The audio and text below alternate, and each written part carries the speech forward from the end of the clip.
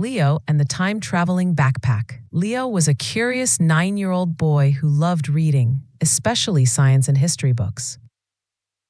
Soon, on his way home from school, he wandered into an old thrift shop at the corner of the street.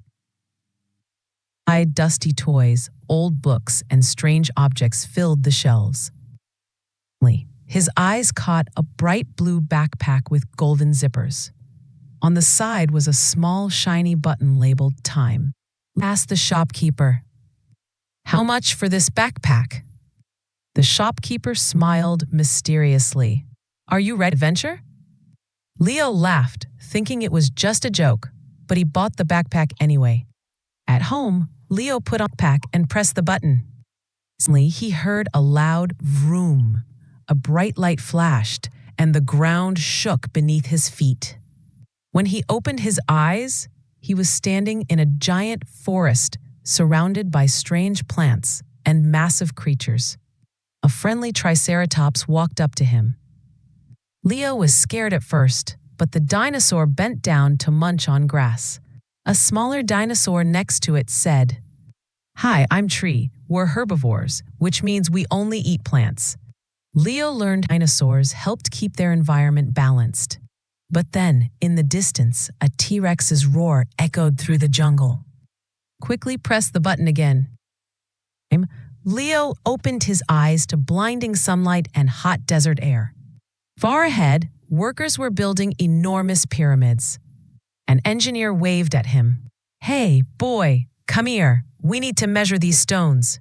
Leo watched in awe as they used ropes, rulers, and careful math to place each stone perfectly. The engineer explained, "Without math, these great structures would never stand." Leo thought, "Oh, math isn't just for school, it's for building history."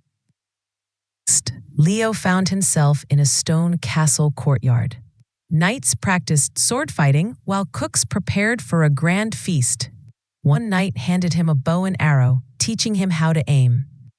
But also said, "Strength is important, but wisdom is your greatest weapon."